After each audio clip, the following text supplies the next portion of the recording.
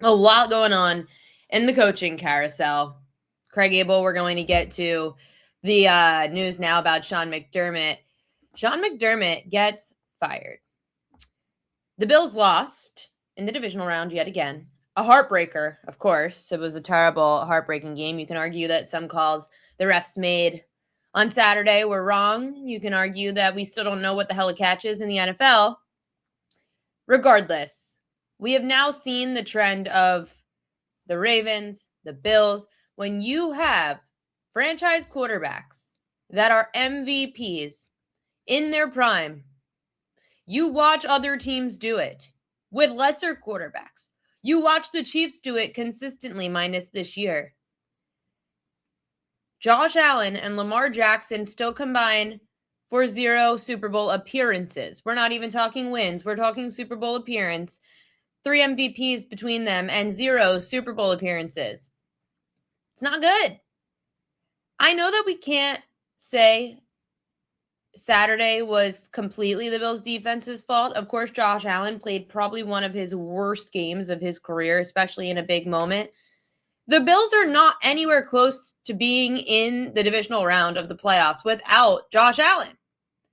So we had one bad game, but that's the problem with the Bills. Josh Allen can't have a bad game. When you have a good defense, your quarterback is allowed to have a bad game because your defense can pick you up. Sean McDermott's a defensive-minded coach whose defense could never save Josh Allen from a bad day. I'm not saying that Josh Allen doesn't deserve to take some of the blame for that loss on Saturday. He absolutely does. I'm just saying it makes a ton of sense that the Bills had to move in a different direction. It wasn't working. McDermott's fault, Joseph Rodriguez? And sure, you could blame the GM too. I think they said outside of Josh Allen, there's 6 years that the Bills GM has been there, and he has 2 Pro Bowlers ever. So of course the GM definitely at fault because you're not giving Josh Allen great tools on offense anyway. Of course, they thought maybe it'd be what's his name? Gabriel. That's not even there anymore. A young kid. They thought he would be the next big thing. He wasn't. And then it was Khalil Shakir, who is good, but is he a number 1? Maybe not. What bothers me, Gabe Davis. Thank you, Jessica. Thank you. Gabe Davis. So what bothers me about Sean McDermott as a head coach and why everybody is like, oh, should Baltimore go for him? No. Because if your defense, as a defensive-minded coach, can't hold anybody, can't stop anybody, and I know it was overtime, I know it was a back and forth, and defenses get tired, but the Bills don't come up with the big stop either. They never were able to stop Mahomes.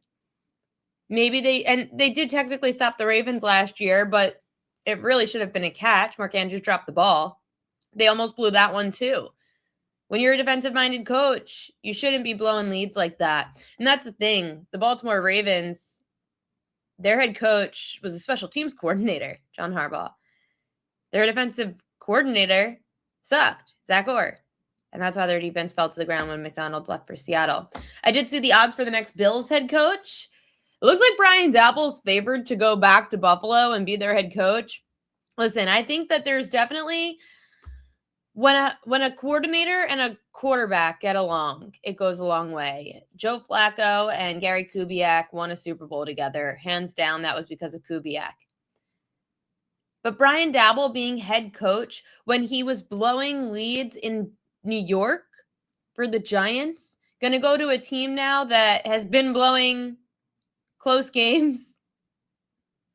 It just doesn't make sense. Sure, make him your offensive coordinator. I don't know if I like that move for Daboll to go to the Bills. I don't know.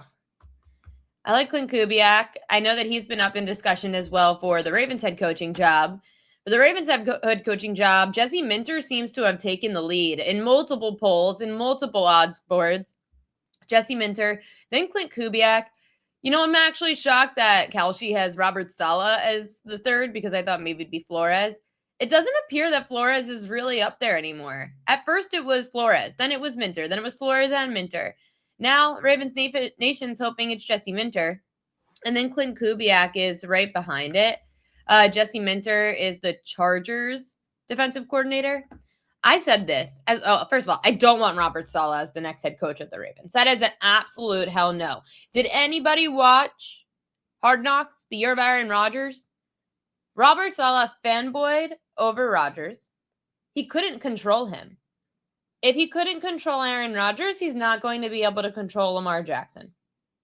I want a defensive-minded coach, though. I do. So Saleh is a defensive-minded coach, but I just don't trust that he's going to be able to handle Lamar. Jesse Minter makes sense.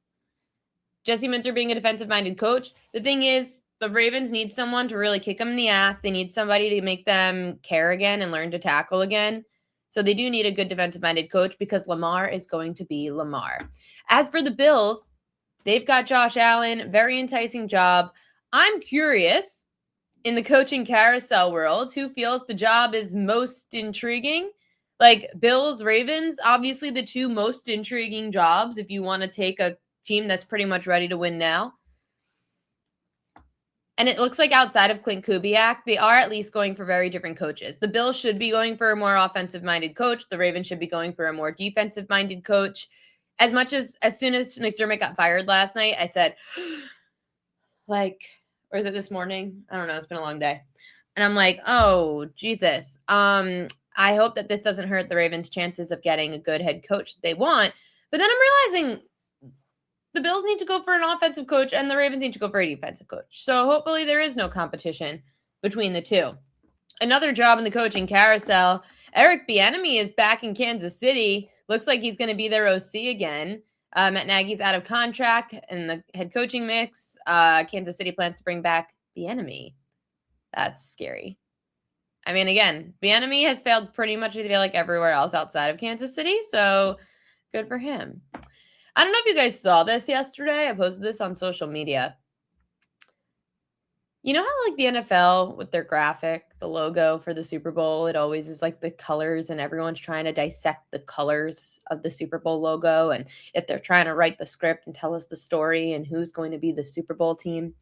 Well, the NFL already told us, except there was an injury to Bo Nix.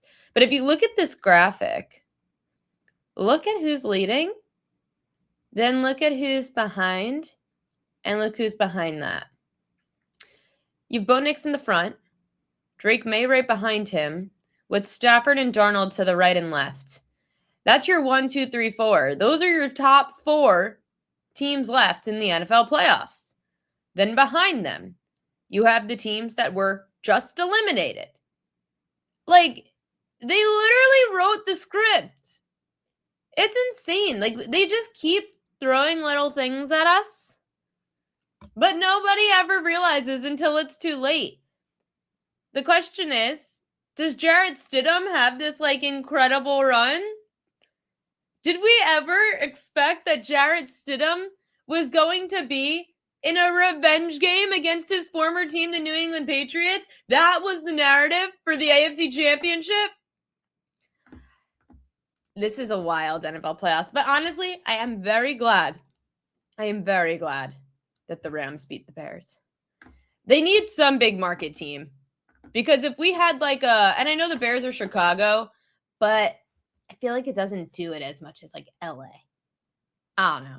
I didn't really because now at least you've got the Rams, Seahawks, the AFC, you got the Patriots and the Broncos, but we all know that it would have been the AFC team, ugh. And if it's like Seahawks, Broncos, oh Jesus. But my Survivor's still alive and well, so that's great.